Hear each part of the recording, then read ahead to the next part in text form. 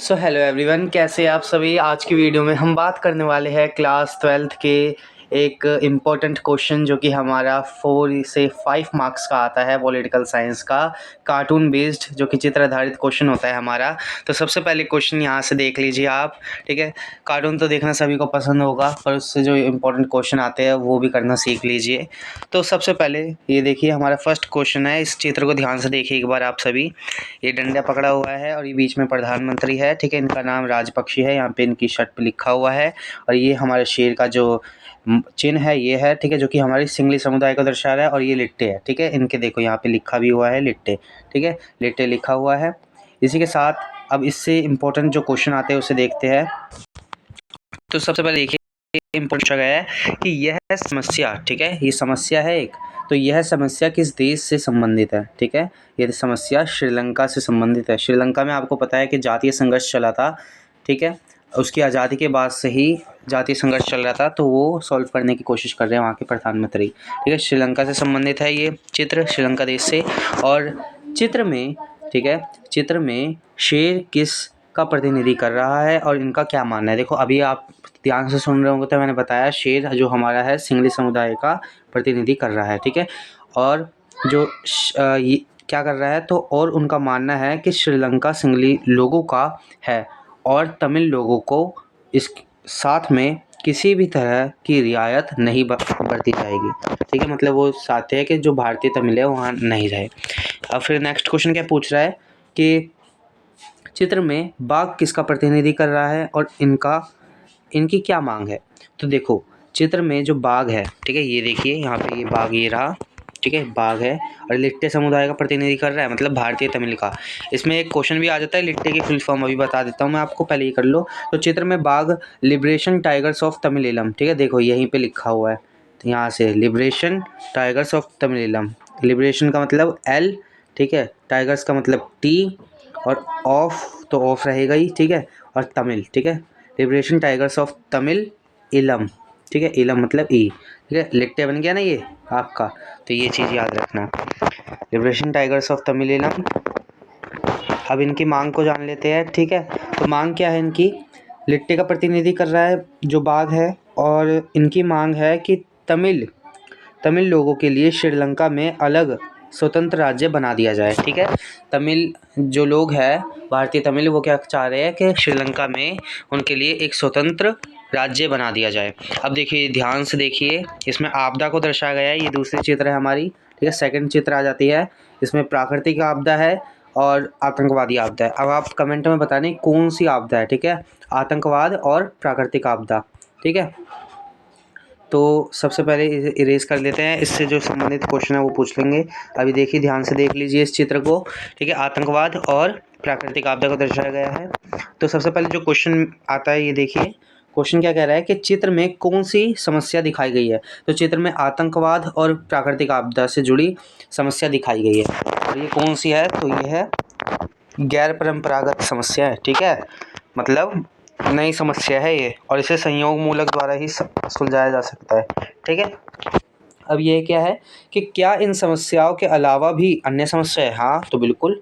तो इन समस्याओं के अलावा भी कई सारी समस्याएं, जैसे देखो अधिकार का हनन, ठीक है, मानव अधिकार का हनन है, फिर वैश्विक निर्धनता है, शरणार्थियों की समस्या। शरणार्थी किसे कहते हैं, तो जब किसी भी युद्ध के कारण जब कोई देश जब कोई समूह या व्यक्ति अपने देश को छोड़कर दूसरे स्थान पर आकर बस जाता है किसी भी लड़ाई झगड़े के कारण, या उन्हें बसना पड़ता है मजबूरन, ठीक है, तो वो क्या कहलाते हैं, शरणार्थी। मजबूरन जब बसना पड़ता है दूसरे शहर, ठीक है। अब दूसरा क्वेश्चन क्या कह रहा है कि इन समस्याओं से जुड़ी, ठीक है, इन समस्याओं से दुनिया कैसे निपट सकती है। तो बिल्कुल, तो इन समस्याओं से निपटने के लिए विश्व को सैन्य शक्ति की जगह आपसी संयोग, मतलब संयोग मूलक सुरक्षा का जो वो है, संयोग मूलक सुरक्षा को अपनाना पड़ेगा, ठीक है, उस तरीके को अपनाना पड़ेगा, मतलब सभी के संयोग से जो सुरक्षा बनती है, ठीक है। अब देखो महामारी है, महामारी को तो आप किसी सेना के द्वारा ठीक कर नहीं सकते, सभी को संयोग में लाना पड़ेगा, सभी उसका हल निकालेंगे जभी तो, ठीक है। तो आतंकवाद से लड़ाई के लिए सैन्य शक्ति की आवश्यकता पड़ सकती है, लेकिन प्राकृतिक जो आपदा है, महामारी है, वैश्विक निर्धनता है, मानवाधिकार, इन सब के लिए विश्व के सभी देशों की परस्पर सहयोग करना होगा। ठीक है, विश्व के सभी लोगों का सहयोग चाहिए। आतंकवाद से तो निपटा जा सकता है सेना के द्वारा, पर जो महामारी है, वैश्विक निर्धनता है, ठीक है, इसे केवल सहयोग मूलक सुरक्षा द्वारा ही निपटा जा सकता है। अब नेक्स्ट क्वेश्चन पे आते हैं। तो देखिए जो नेक्स्ट क्वेश्चन है इसमें ये वाली चित्र है। ठीक है, ये देखिए सरदार वल्लभ भाई पटेल है ये हमारे राजा जी बैठे हुए हैं। ठीक है, और ये उनकी प्रजा है जो कि ये नीचे बैठी हुई है। देखो यहाँ ध्यान से आप देख सकते हो। ठीक है, अब देखो यहाँ लिखा है कि ना ना उठिए मत महाराज, मुझे बस ये दे दीजिए, इसी से काम हो जाएगा। अब इनके पास क्या क्या चीज़ है? तो विदेशी मामले है, प्रतिरक्षा है, संचार है। बस यही इसकी मांग सरदार वल्लभ भाई पटेल कर रहे हैं। अब आप मुझे कमेंट में बताइएगा सरदार वल्लभ भाई पटेल सबसे पहले क्या थे हमारे इंडिया के। ठीक है, तो ये इनकी देखिए ये रियासत बैठी हुई है। ठीक है, अब क्वेश्चन को पढ़ लेते हैं। आपने देख लिया होगा क्वेश्चन क्या कह रहा है कि कार्टून में दाएं और खड़े, ठीक है, दाएं और खड़े नेता को पहचानिए और उनका नाम लिखिए। तो अभी मैंने आपको बता दिया है ये जो नेता है। देखो अगर आपको पता भी नहीं है तो ध्यान से यहाँ देखना आप, बिल्कुल यहाँ पे देखो पटेल लिखा हुआ है। ठीक है, तो मतलब ये सरदार वल्लभ भाई पटेल है हमारे इंडिया के पहले। वो आप कमेंट में बताना। ठीक है, ये मैंने पूछा है आपसे। ठीक है, तो कार्टून में दाईं ओर खड़े नेता का नाम क्या है? सरदार पटेल। ठीक है, सरदार वल्लभ भाई पटेल। इसके बाद दूसरा क्वेश्चन क्या है कि यह कार्टून राजा तथा प्रजा के संबंध में क्या व्यक्त करता है? तो ये देखो ये कार्टून क्या व्यक्त करता है? इस कार्टून की सहायता से यह पता चल रहा है कि राजा ने प्रजा का दमन और शोषण किया है। ठीक है, और ये राजा बताऊं कहाँ का है? ये राजा है अपना नवाब है। ये कहाँ के? हैदराबाद के नवाब। ठीक है, हैदराबाद के नवाब, इन्हें निज़ाम के नाम से भी जाना जाता था। ठीक है, निज़ाम है ये हैदराबाद के। अब देखिए रजवाड़ों की समस्या को हल करने में अपनाया गया तरीका सही था और क्यों? तो इसमें पूछा गया है कि जो रजवाड़ों में समस्या थी उसे हल किस प्रकार से किया गया था और वो तरीका सही था और क्यों सही था। तो रजवाड़ों की, ठीक है, रजवाड़ों की समस्या को हल करने में अपनाया गया तरीका सही था। ठीक है, ये लिखना है। और यदि यह तरीका नहीं अपनाया जाता तो शायद एक अखंड भारत का निर्माण मुश्किल था। अखंड भारत मतलब जिसकी कोई भी अलग टुकड़े ना हो कर सके। ठीक है, अब देखिए ये क्वेश्चन सबसे ज़्यादा इम्पोर्टेंट है, कई बार रिपीटेड भी हुआ है बोर्ड एग्जाम में, pre board, mid term, morning shift, evening shift, हर पेपर में। तो इसे बड़ी ध्यान से देखने आप। ये देखो यहाँ पे आपको ड्रैगन दिख रहा होगा। ठीक है, ये ड्रैगन है और ये दीवार है पीछे और ये एक नेता खड़ा है। ठीक है और इसे ये रोकने की कोशिश कर रहा है। तो ध्यान से देखो ये रोक रहा है। अब देखो क्वेश्चन क्या बनता है इसमें से? क्वेश्चन बनता है, ये देखो यहाँ पे आपको लिखा भी है कि चीन की बढ़ती ताकत को दर्शाया गया है इसमें। ठीक है, तो इस कार्टून में दर्शाया गया कौन सा भाग चीन, ठीक है, चीन से संबंधित है? तो चीन की महान दीवार और ड्रैगन। ठीक है, ड्रैगन उनके हर चीज़ पे होता है तो इसलिए चीन की महान दीवार चीन से संबंधित है और ड्रैगन। ठीक है, और ये दीवार चीन देश से संबंधित है, याद रखना। और कार्टून के आधार पर चीन की शक्ति का आकलन कीजिए। तो जब से चीन में सुधार प्रारंभ हुए तब से चीन ने तीव्र गति से अपनी अर्थव्यवस्था को बढ़ाया है। अब है अनुमानित है कि चीन 2040, ठीक है, 2040 तक विश्व की सबसे बड़ी अर्थव्यवस्था बन सकता है। ठीक है, यह अनुमान लगाया जाता है। अब आते हैं नेक्स्ट क्वेश्चन पे। ठीक है, और देखो नेक्स्ट क्वेश्चन क्या कह रहा है कि चीन विश्व की अगली महाशक्ति हो सकता है। इस कथन को दो तर्क देकर न्यायोचित की ठहराइए। मतलब हमें ठहराना है कि आगे जाके महाशक्ति बन सकता है। तो चीन की सुदृढ़ अर्थव्यवस्था, जनसंख्या, क्षेत्रफल, प्राकृतिक संसाधन, क्षेत्रीय स्थिति तथा राजनीतिक प्रभाव इसकी शक्ति में महत्वपूर्ण रूप से वृद्धि करते हैं। ठीक है, तो ये आपको बता देना है। इसकी जो अर्थव्यवस्था है वो सबसे अच्छा अर्थव्यवस्था है, जो कि जनसंख्या है भी, क्षेत्रफल भी है, प्राकृतिक संसाधन बहुत सारे हैं और आधी से ज़्यादा चीज़ों का निर्यात करता है, बनाता है। ठीक है, तो इस वजह से चीन क्या है आगे जाके एक महाशक्ति बन सकता है। तो ये सारी चीज़ आपको इसमें बता देनी है। अब आते हैं नेक्स्ट क्वेश्चन पे। ये देखिए ये हमारे माओ बैठे हुए हैं। ठीक है, जो कि चीन के संस्थापक भी कहे जाते हैं। ये माओ की लाल किताब है। ठीक है, देखिए यहाँ पे लिखा है माओ की लाल किताब। ये लाल किताब पकड़ी हुई है। ठीक है, और ये तब, ठीक है, इसमें पूछा जाता है ये तब की पिक्चर है और अब क्या है, चीन। तो अब देखो अब की पिक्चर क्या है, तो अब की पिक्चर ये है। अब लाल किताब नहीं, अब लाल टाई है, ठीक है। हु ही पूंजीपस्त लाल टाई, मतलब हूँ की पूंजीपस्त लाल टाई है ये, ठीक है। तो सबसे पहले इसमें क्वेश्चन क्या है, देखो ध्यान से, आपने देख लिया चित्र, ठीक है। तब और अब, ये वर्ड याद रखना। अब ये पूछा है इसमें क्वेश्चन कि यह कार्टून किस देश को इंगित करता है। तो यह कार्टून चीन देश को इंगित करता है, ठीक है, चीन को इंगित कर रहा है। और इस देश की आर्थिक नीतियों में तब, ठीक है, तब और अब तक किन्हीं दो परिवर्तनों का मूल्यांकन कीजिए। देखो आपको जैसा पता है कि जब 1949, ठीक है, 1949, ठीक है, 1949 में जब चीन की स्थापना हुई थी तो इसने समाजवाद को अपना रखा था, ठीक है, मतलब एस को अपना रखा था। फिर बाद में जब 1972 आता है तो ये क्या कर लेता है, ये पूंजीवाद, ठीक है, प्राइवेटाइजेशन को अपना लेता है। तो बस इतना ही फ़र्क आता है तब और अब में। तब क्या था, समाजवाद को अपना रखा था, और अब क्या है, अब पूंजीवाद को अपना रखा है, मतलब दोनों को ही, अब दोनों को अपना रखा है इसने, ठीक है। तो इस वजह से जो इसका आर्थिक विकास है और ज़्यादा तीव्र हो चुका है। तो तब और इसमें अब क्वेश्चन हम पढ़ लेते हैं कि पहले चीन की अर्थव्यवस्था बंद थी, ठीक है। अब देखो इस उंगली से भी आप याद रखना, ठीक है, बंद अर्थव्यवस्था थी लेकिन अब यह मुक्त मुक्त अर्थव्यवस्था है। उसके बाद 1970 के दशक से चीन ने अपने व्यापारिक संबंध अन्य देशों से स्थापित किए हैं, ठीक है। तो ये वर्ड ये आपको जरूर लिखना है कि अर्थव्यवस्था पहले बंद थी मतलब तब, और अब क्या है, अर्थव्यवस्था मुक्त है। नेक्स्ट क्वेश्चन क्या पूछा इसी में से कि इस देश में हुए नवीनतम परिवर्तनों के किन्हीं दो परिणामों का मूल्यांकन कीजिए। नवीनतम परिवर्तन मतलब नए परिवर्तन क्या हुए इस देश में, चीन में। तो चीन ने इन बदलावों के माध्यम से स्वयं को एक महान आर्थिक शक्ति के रूप में स्थापित किया है और चीन अब विश्व के अन्य हिस्सों में बहुत बड़ा निवेश करने में सक्षम हो पाया है। अब देखो ये चीज़ समझाइए और इस पे अंत तक टिके रहना, ठीक है। अंत तक अगर टिके रहोगे तो आपको प्रीवियस ईयर क्वेश्चन भी सॉल्व करने को देख जाएंगे। तो सबसे पहले अब ये साइकिल वाला क्वेश्चन आ गया है, ठीक है। ये साइकिल है और जैसे आपको पता है कि जो साइकिल है ये क्यों दिया गया है, और देखो चीन लिखा हुआ है। साइकिल सबसे ज़्यादा चीन में चलाई जाती है, सबसे अग्रणी राज्य है उसका, तो ये बात याद रखना। ये प्रतीक क्या है, देखो ये पहिया है समाजवाद का प्रतीक है, ठीक है, एस से समाजवाद। और ये डॉलर है तो डॉलर अमेरिका के रुपीस को दिखाता है, तो ये चीज़ है, एस से समाजवाद और डॉलर मतलब अमेरिका। अब इसमें समझते हैं ये कार्टून क्या कह रहा है।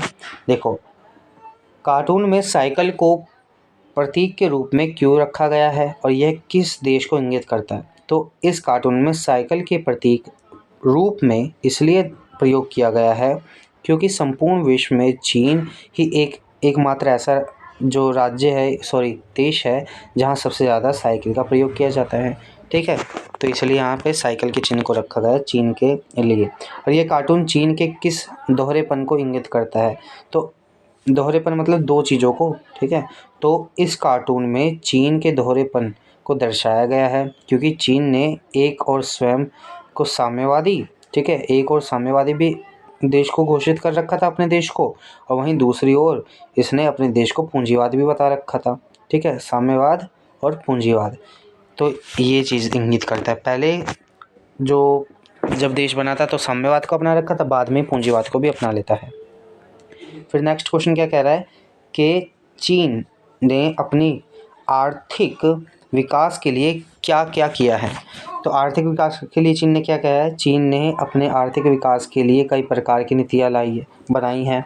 जैसे चीन में कृषि का उद्योगीकरण और निजीकरण कर दिया गया था, उद्योगों का निजीकरण, सेना, विज्ञान, प्रौद्योगिकी के क्षेत्र में सबसे आधुनिकीकरण किया है उसने। और इसी के साथ खुले द्वार की नीति भी अपनाई है और कृषि और उद्योगों का निजीकरण किया है, ठीक है। ये सारी चीज़ें आप इसमें लिख सकते हो। अब नेक्स्ट क्वेश्चन पे आते हैं। ये देखिए क्वेश्चन क्या कह रहा है कि यहाँ पे ये देखो, ये आपको शख्स दिख रहा होगा, ये अमेरिका का है, ठीक है। एक हाथ में तो उसके यूएनओ का प्रतीक है, किसका है, यूएनओ, ठीक है, मतलब संयुक्त राज्य अमेरिका। ये देखो यूएनओ दिख रहा है ना, और दूसरी ओर क्या है उसका, वॉर है, ठीक है। यहाँ पे वॉर लिखा है, वॉर का मतलब तो जानते ही हो, युद्ध होता है, ठीक है, युद्ध होता है। तो ये सारी चीज़ इसमें है, इसे ध्यान से देख लेना। ठीक है। एक और शांति का प्रतीक भी है, ठीक है, ये शांति का प्रतीक है, और दूसरी ओर ही ये युद्ध का प्रतीक है, जो मुक्का दिखा रहा है इसको, ठीक है। और ये इसका दायां हाथ है, आपको पता ही है, अगर आप इस तरफ से खड़े होंगे तो ये दायां हाथ है और ये इसका बायां हाथ है। अब इसी से क्वेश्चन बनता है। देखो क्वेश्चन क्या कह रहा है कि चित्र क्या दर्शा रहा है, तो इस चित्र में अमेरिका की शक्ति को दर्शाया गया है, जो संयुक्त राष्ट्र संघ के माध्यम से अपनी बात रख रहा है, ठीक है। संयुक्त राष्ट्र संघ किसे कहते हैं, तो यूएनओ को, यूनाइटेड नेशन ऑर्गेनाइजेशन, ठीक है, जिसकी स्थापना 24 अक्टूबर 1946 में हुई थी। अब देखो ये क्वेश्चन क्या कह रहा है कि क्या संयुक्त राष्ट्र अमेरिका, ठीक है, संयुक्त राष्ट्रीय संघ अमेरिका की मनमानी करने से रोक सकता है, तो नहीं रोक सकता है। क्यों? क्योंकि वो सबसे ज़्यादा फंड देता है संयुक्त राज्य अमेरिका को, संयुक्त राष्ट्रीय संघ को। देखो संयुक्त राष्ट्रीय संघ अमेरिका को पूरी तरह से रोकने में असक्षम नहीं है, क्योंकि संयुक्त राष्ट्रीय संघ पर अमेरिका का खास प्रभाव है और संयुक्त राष्ट्रीय संघ के बजट में अमेरिका के योगदान सर्वाधिक रहता है। यदि उसकी बात नहीं सुनी जाती तो वह अपनी वीटो शक्ति का प्रयोग करके अपनी बात मनवा लेता है। उसके पास वीटो पावर भी है, और आपको पता है कि वीटो पावर तभी काम करती है जब मेजॉरिटी क्या हो, सबसे कम हो, ठीक है, माइनॉरिटी देखी जाती है, ठीक है। मेजॉरिटी अगर नहीं होगी तभी जो हमारा वीटो पावर है वो काम करता है। अब नेक्स्ट क्वेश्चन क्या कह रहा है इससे संबंधित कि अगर दाएं हाथ से बात नहीं समझोगे तो बाएं हाथ से समझाएंगे, ठीक है। इस कथन में का उदाहरण क्या है, देखो दाएं हाथ मैंने आपको दिखाया है, ठीक है, ये देखो दायां हाथ ये रहा और बायां हाथ ये रहा। अब इसे समझते हैं। ये क्वेश्चन क्या कह रहा है कि इस कथन का प्रमुख उदाहरण 1990 में प्रथम खाड़ी युद्ध। देखो इस लाइन से आपको भी पता लग गया होगा कि 1990 में प्रथम खाड़ी युद्ध हुआ था, ठीक है। तो ये क्वेश्चन एमसीक्यू के भी इम्पोर्टेंट है। तो 1990 में प्रथम खाड़ी युद्ध के रूप में देखा जा सकता है, जब इराक से कुवैत को आज़ादी कराने के लिए संयुक्त राष्ट्र संघ ने अमेरिका को सैन्य हमले की अनुमति दी और अमेरिका ने 34 देशों की मिलीजुली सेना से इराक पर हमला करा के कुवैत को मुक्ति पाई, ठीक है। अब देखो नेक्स्ट क्वेश्चन पे आते ही ये S2 वाला क्वेश्चन है, ठीक है। इससे क्वेश्चन बनता है कि किन देशों के बीच पानी को लेकर टकराव है, तो वो मैं आपको बता देता हूँ। लेबनान, सीरिया, जॉर्डन, ठीक है, ये 3 देश है और एक इज़राइल भी है, ठीक है। लेबनान, सीरिया, जॉर्डन और लेबनान, ठीक है, लेबनान, सीरिया, जॉर्डन और इज़राइल, ठीक है, लेबनान, जॉर्डन, सीरिया और इज़राइल, ये आप याद रखना। तो H2O को लेकर मतलब पानी को लेकर इन देशों के बीच टकराव है। तो क्वेश्चन क्या पूछा है कि इस चित्र में क्या दिखाया गया है, ठीक है। इस चित्र में वैश्विक पर्यावरण समस्या को दर्शाया गया है, जो जल संकट के रूप में नज़र आ रही है, ठीक है। और पृथ्वी पर पानी का विस्तार ज़्यादा और भूमि का विस्तार कम है, फिर भी पृथ्वी की अपेक्षा पानी को कम क्यों दिखाया गया है। अब देखो पानी इसमें सबसे ज़्यादा है हमारी पृथ्वी पर है, और पृथ्वी पे जो भूमि है उसका जो भाग है वो पानी सबसे ज़्यादा है और भूमि क्या है, ठीक है। जो पृथ्वी है यहाँ पे पानी सबसे ज़्यादा है और भूमि का आकार क्या है, सबसे कम है, फिर भी इसमें पानी को कम दिखाया गया है, क्यों, तो इसे समझते हैं। तो सबसे पहले पृथ्वी पर पानी की मात्रा अधिक होने के बावजूद इस कार्टून में पानी के विस्तार को कम इसलिए दिखाया गया है क्योंकि पृथ्वी पर ठीक है, पीने योग्य पानी की मात्रा प्रतिदिन कम होती जा रही है, ठीक है। पानी तो है पर पीने योग्य पानी क्या हो रहा है, कम होता जा रहा है। अब देखिए दूसरा क्वेश्चन क्या कह रहा है कि इसके क्या परिणाम हो सकते हैं अगर ख़त्म हो जाएगा, तो यदि इसी तरह ये संकट बढ़ता गया तो आने वाले समय के युग की ये संभावना बन जाएगी, ठीक है, युद्ध की संभावना बन जाएगी, ठीक है, युद्ध की संभावना बन जाएगी। इससे लोग पानी के लिए लड़ते रहेंगे और इसका कारण पेयजल होगा और विश्व के अधिकांश क्षेत्रों में पीने के पानी की समस्या हो जाएगी और इस कारण से आपसी संघर्ष और तनाव में और अधिक वृद्धि होगी, ठीक है। अब नेक्स्ट क्वेश्चन पे बात करते हैं, ठीक है। देखिए नेक्स्ट क्वेश्चन ये रहा, इसमें देखो आपको ये कैन उड़ती हुई दिख रही है, खाने की चीज़ें जो कि फूड आइटम है, ठीक है। ये सेना दिख रही है आपको, अवेंजर्स लाइक, ठीक है, ये सारे दिख रहे हैं। तो ये मैकडोनलीकरण को दर्शा रहा है अमेरिका के, तो ये क्वेश्चन भी आता है, तो इम्पोर्टेंट है ये चित्र, ध्यान से आप देख लीजिए एक बार, ठीक है। सांस्कृतिक प्रभाव को दर्शाया जा रहा है इस चित्र में। क्वेश्चन क्या कह रहा है कि इस कार्टून में वैश्वीकरण के किस प्रभाव को दर्शाया गया है। तो इस चित्र में वैश्वीकरण के सांस्कृतिक, ठीक है, सांस्कृतिक प्रभाव को दर्शाया गया है और वैश्वीकरण के सांस्कृतिक प्रभाव के फलस्वरूप विश्व पर पश्चिमी संस्कृति को लादा जा रहा है। ठीक है, जो वैश्वीकरण के परिणाम स्वरूप क्या हो रहा है, पश्चिमी संस्कृति को लोग अपनाते जा रहे हैं और उसको दूसरे देशों पे लादा जा रहा है। अब इसमें क्वेश्चन है कि मैकडॉलनीकरण का क्या अर्थ है। मैकडॉलनीकरण का अर्थ वैश्विक स्तर पर अमेरिका, ठीक है, अमेरिकी संस्कृति का प्रचार प्रसार होना है। ठीक है, वैश्विक स्तर पर जब अमेरिकी संस्कृति का प्रचार प्रसार होता है तो इसे मैकडॉलनीकरण कहते हैं। और अमेरिका ने अपने भोजन, पहनावे, भाषा के द्वारा विश्व के अधिकांश भागों को प्रभावित किया है और इसे ही मैकडॉलनीकरण के रूप में जाना जाता है। ठीक है, अपनी भाषा, अपने ड्रेसिंग सेंस के आधार पर, खान पीन के आधार पर सभी देशों को प्रभावित कर चुका है, तो इसे ही मैकडॉलनीकरण कहते हैं। अब है तीसरा क्वेश्चन क्या कह रहा है कि क्या ये कार्टून इसकी तरफ इंगित करता है, मतलब मैकडॉलनीकरण की तरफ इंगित करता है। तो ये कार्टून आपको देख के ऐसा लगता है कि यहाँ पे यह मैकडॉलनीकरण हो रहा है। देखो फूड आइटम तो दिख रहे हैं, ये भी दिख रहा है, ठीक है, तो हाँ, तो ये हम हो रहे हैं। और देखो थोपा जा रहा है, ठीक है, लोग दिख रहे हैं, ये हमारा अमेरिका है, ठीक है, और ये थोप रहा है अपनी संस्कृति को।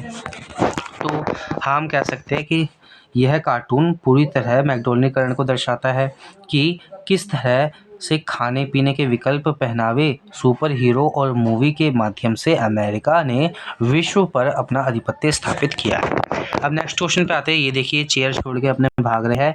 यहाँ पे ये भारत की ये अपने पाकिस्तान और ये अपने भारत की सीट है, ठीक है। बाकी देशों की ये सीट अपनी अलग अलग है, ठीक है, पर ये जो पाकिस्तान है, ये भारत है, ये आपस में देखिए दोनों में प्रत्यक्ष वो दिख रही है आपको युद्ध की स्थिति। प्रत्यक्ष का मतलब देखो सब में जो गैप है यहाँ पे आप देख सकते हैं थोड़ा दूर दूर है, ठीक है, सब में जो गैप है ये दूर दूर है, पर इसमें देखिए ये गैप बिल्कुल कम है। क्यों? क्योंकि यहाँ पे युद्ध की स्थिति हमेशा बनी रहती है, ठीक है, पाकिस्तान भारत के देश। अब तो ये शार्क का मेंबर है, ठीक है, शार्क, ठीक है, आपको पता है, आपने शार्क वाला क्वेश्चन पढ़ रखा है, इसमें शार्क की फुल फॉर्म पूछी जाती है। इस चित्र को कभी भी देखोगे, कभी भी आपके क्वेश्चन पेपर में ये चित्र आए तो समझ लो यहाँ पे शार्क के बारे में पूछा जाएगा, ठीक है। शार्क में कुल अभी आपको 8 मेंबर मिलेंगे, ठीक है, 8 मेंबर है शार्क में, और 8वां कौन सा है, अफगानिस्तान, ये याद रखना है, जो कि 2007 में जुड़ा था। अब शार्क की फुल फॉर्म क्या आती है, इंग्लिश में लिखोगे तो इंग्लिश में लिख सकते हो, हिंदी में लिखना है तो हिंदी में लिख सकते हो। यहाँ पे शार्क का विस्तृत रूप पूछा है, तो हिंदी में क्या है, दक्षिण एशियाई क्षेत्रीय सहयोग संगठन, ठीक है, दक्षिण एशियाई क्षेत्रीय सहयोग संगठन, ये शार्क की फुल फॉर्म है हिंदी में। इंग्लिश में क्या होगी, इंग्लिश में होगा south Asian association for the regional of corporation, ठीक है, south Asian association for the regional of corporation, ये याद रखना आप, ठीक है। अब इसमें क्वेश्चन क्या पूछा हुआ है कि कार्टून में, ठीक है, कार्टून में कुर्सियों की स्थिति में भारत और पाकिस्तान के संदर्भ में क्या संदेश मिलता है। तो भारत और पाकिस्तान एक दूसरे के प्रत्यक्ष विरोधी है, ठीक है, प्रत्यक्ष मतलब देखो आपस में बिल्कुल गैप कम है, प्रत्यक्ष रूप से विरोधी है, ठीक है। फिर है सदस्य देशों के बीच संबंधों को सुधारने में सार्क की सफलता का आकलन कीजिए। तो जितने भी सदस्य देश है इसमें सार्क प्रकार से, सार्क एक देखो एक मंच है, ठीक है, शार्क एक समूह है, ये किस प्रकार से अपनी सहभागिता निभाता है बाकी देशों के बीच संबंधों को बरकरार रखने के लिए। तो सांस्कृतिक तथा अंतर्राष्ट्रीय सहभागिता के माध्यम से सार्क ने सभी सदस्य देशों को अपनी व्यापारिक संबंधों तथा सहयोग को सुधारने का मंच प्रदान किया है, ठीक है, तो व्यापार के माध्यम से भी। अब देखिए ये वाला क्वेश्चन देखिए, यहाँ पे ये हमारे मनमोहन सिंह है, ठीक है, और ये देखो पूर्वी एशिया। अब ये पूर्वी वर्ड जैसे दिख जाए ना तो समझ लो यहाँ पे पूरब देखो की नीति है। किसकी नीति है? पूरब देखो, ठीक है, पूरब देखो की नीति यहाँ पे दर्शाई गई है, लुक ईस्ट की पॉलिसी दर्शाई गई है, ठीक है, लुक ईस्ट की पॉलिसी दर्शाई गई है। अब देखो यहाँ पे क्वेश्चन पूछा गया है कि दिया हुआ चित्र 1991 से भारत कि किस नीति से संबंधित है। तो भारत की पूर्व की ओर देखो नीति, ठीक है, या पूरब देखो की नीति की ओर संकेत दे रहा है, ठीक है, लुक ईस्ट की पॉलिसी।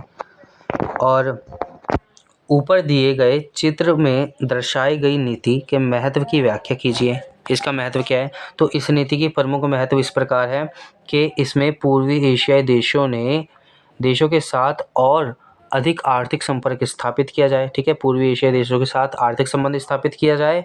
और भारत आसियान में दिलचस्पी रखता है लेकिन कड़ी प्रतिस्पर्धा का सामना करता है, ठीक है। उसके बाद है आसियान में भारत की भूमिका का मूल्यांकन कीजिए। तो आसियान में भारत की भूमिका का मूल्यांकन क्या है? तो भारत में आसियान के 2 सदस्य, ठीक है, सिंगापुर और थाईलैंड के साथ मुक्त व्यापार समझौता पर प्रत्यक्ष हस्ताक्षर किया गया है, ठीक है। कौन कौन से देश है? तो सिंगापुर और थाईलैंड के बीच मुक्त व्यापार है, ठीक है। फिर है भारत आसियान के साथ भी मुक्त व्यापार समझौते पर हस्ताक्षर करने की कोशिश कर रहा है, ठीक है। आसियान के साथ भी क्या कर रहा है? मुक्त व्यापार पर हस्ताक्षर करने की कोशिश। अब देखो ये PYQ वाला क्वेश्चन आ गया है, ठीक है, कार्टून वाला है, ये हमारे प्री बोर्ड में आया हुआ है, तो ये ध्यान से देख लीजिए आप। देखो यहाँ पे आंदोलन हो रहा है, ठीक है, ध्यान से आप देखोगे, थोड़ा धुंधला है, ठीक है। अब इसमें से देखो क्वेश्चन कुछ पूछे गए थे कि भारतीय संविधान के किस अनुच्छेद के तहत 1959 में केरल की कम्युनिस्ट सरकार को बर्खास्त किया गया था? तो केरल की कम्युनिस्ट सरकार को बर्खास्त किया गया था अनुच्छेद 356, ठीक है, अनुच्छेद 356 याद रखना। अब नेक्स्ट क्वेश्चन क्या बोल रहा है, ये देखिए। नेक्स्ट क्वेश्चन है कि 1957 में कम्युनिस्ट पार्टी की जीत के बाद केरल के मुख्यमंत्री कौन बने? तो वो बने थे EMS, ठीक है, EMS नंबूद्रिपाद, ठीक है, नंबूद्रिपाद, EMS नंबूद्रिपाद, ये बने थे हमारे केरल के मुख्यमंत्री कम्युनिस्ट पार्टी की जीत के बाद। फिर नेक्स्ट क्वेश्चन क्या कह रहा है कि 1957 के, एक मिनट इरेज कर लेते हैं, ठीक है। अब देखिए 1957 के केरल विधानसभा चुनावों में कम्युनिस्ट पार्टी ने कितनी सीटें जीती थी? तो 1957 में कुल उन्होंने 60 सीटें जीती थी, ठीक है, कितनी? 60 सीटें। 1957 के चुनावों में, केरल के विधानसभा चुनावों में कम्युनिस्ट पार्टी ने कितनी सीटें जीती? तो 60 सीटें। इसके बाद नेक्स्ट क्वेश्चन क्या कह रहा है, एक मिनट, हाँ, तो हमारा जो नेक्स्ट क्वेश्चन है वो क्या कह रहा है, तो किस वर्ष कम्युनिस्ट पार्टी ने केरल विधानसभा में महत्वपूर्ण अधिक संख्या से सीटें जीती?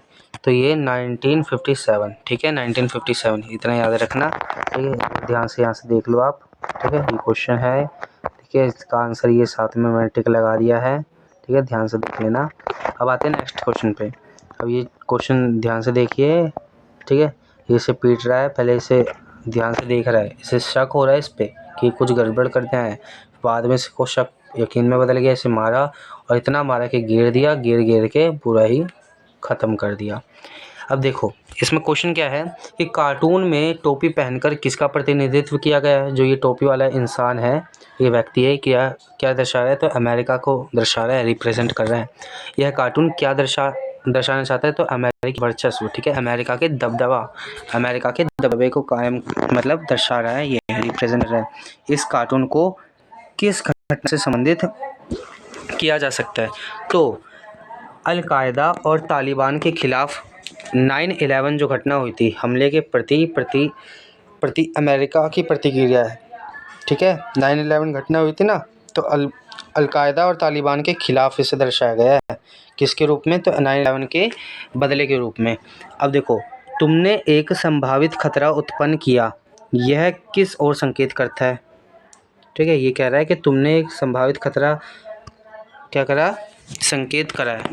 तो 9/11 हमला अमेरिकी वर्चस्व पर हमला था, मतलब अमेरिका के दबदबे पर हमला था, और उसके प्रत्युत्तर, ठीक है, प्रत्युत्तर में उन्होंने ऑपरेशन एंड्यूरिंग फ्रीडम शुरू किया, ताकि यदि कोई देश दोबारा ऐसा करने का साहस करे तो उसे सबक सिखाया जा सके। तो ऑपरेशन एंड्यूरिंग फ्रीडम।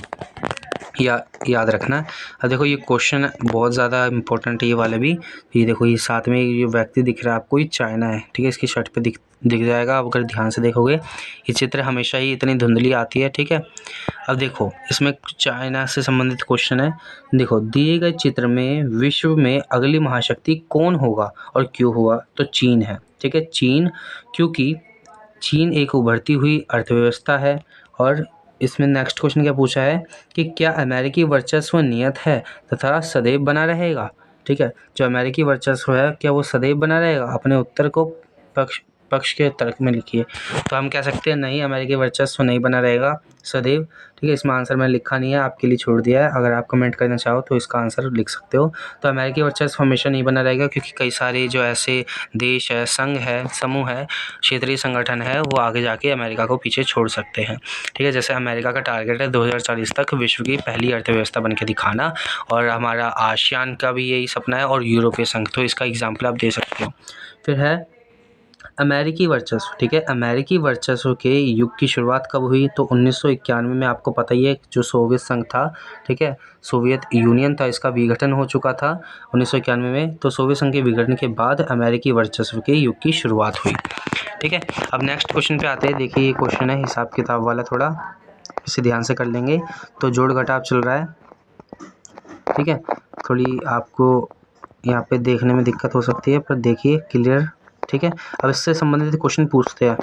तो यह कार्टून किस देश से संबंधित है। सिंपल सी बात है, आपने देखो शर्ट पे ये ध्यान से देखा होगा तो मुशर्रफ लिखा हुआ है। मुशर्रफ हमारे जनरल वहाँ के पाकिस्तान के, ठीक है, प्रधानमंत्री थे, जनरल बन थे ये पहले। तो यह कार्टून पाकिस्तानी, ठीक है, पाकिस्तान देश से संबंधित है। फिर है कार्टून में दिए गए समीकरण का अर्थ क्या है। ये जो जोड़ घटाव कर रहा है इसका मतलब क्या है। तो देखिए पहले समीकरण में राष्ट्रपति की शक्तियों को शून्य दिखाया गया है। अब देखो ये राष्ट्रपति है, ठीक है, राष्ट्रपति की शक्तियों को क्या दिखाया गया है, शून्य दिखाया गया है, ठीक है। और दूसरे समीकरण में, एक मिनट क्लियर कर देते हूँ, ठीक है, दूसरे समीकरण में सेना अध्यक्ष की भूमिका को बनाकर दिखाया गया है। अब देखो सेना अध्यक्ष, ठीक है, सेना अध्यक्ष की भूमिका को बनाकर दिखाया गया है। और तीसरे समीकरण में क्या है, तीसरे समीकरण में यह दर्शाया गया है कि सेना अध्यक्ष यदि राष्ट्रपति से मिल जाए तो शक्ति में वृद्धि हो सकती है, ठीक है। पहले में क्या दिखाया गया, राष्ट्रपति की शक्ति को शून्य, और दूसरे में क्या दिखाया गया है, सेना अध्यक्ष की भूमिका बनाकर दिखाई गई है। और तीसरे में दिखाया गया है यदि राष्ट्रपति के साथ सेना अध्यक्ष मिल जाए तो इनकी जो पावर है वो क्या हो सकती है, दोगुनी हो सकती है, ठीक है। ये जिस चीज़ इसमें दिखाया गया है, ध्यान से आपने देख लिया है, ठीक है। ये देखिए दोगुनी यहाँ पे दिख रहा होगा आपको। तो अब ये वाला क्वेश्चन समझ लीजिए, ठीक है। अब ये वाला क्वेश्चन देखिए।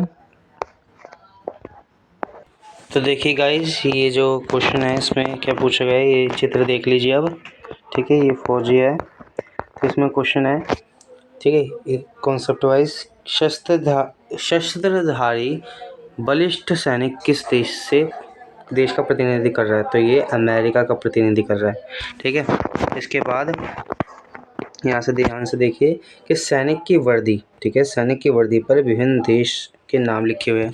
देखिए विभिन्न देश के नाम लिखे हैं यहाँ पे, इराक है, ईरान है, ये सब है, ठीक है, यहाँ से आपको पढ़ना है। अब देखिए सैनिक की वर्दी पर यह नाम उन देशों के है जिन पर अमेरिका आक्रमण कर चुका है और महाशक्ति के रूप में अपना वर्चस्व दिखा चुका है, ठीक है। इन पर पहले जो अमेरिका है वो अपना हमला कर चुका है और वर्चस्व दिखा चुका है। फिर है यह कार्टून अंतर्राष्ट्रीय समुदाय को क्या संदेश देता है, तो अंतर्राष्ट्रीय समुदाय को क्या संदेश देता है, तो वर्तमान में अमेरिका विश्व की एकमात्र महाशक्ति है और यह विश्व की किसी अपने हितों, ठीक है, एक मिनट, किसी भी भाग में अपने हितों को आगे बढ़ा सकती है, ठीक है। अब देखो ये क्वेश्चन पेपर में रिपीटेड है, ये वाले जो है, अब ये इसमें पूछा गया है क्वेश्चन है। अब ये क्वेश्चन किससे संबंधित है, किस देश से संबंधित है, तो ये संयुक्त राज्य अमेरिका से संबंधित है, ठीक है। इसमें अमेरिकी देश को दर्शाया गया है।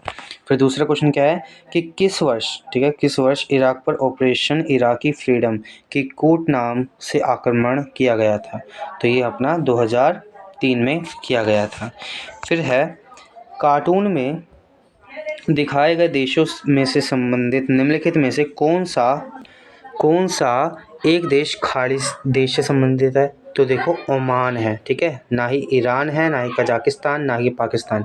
ओमान क्या है? खाड़ी देश है।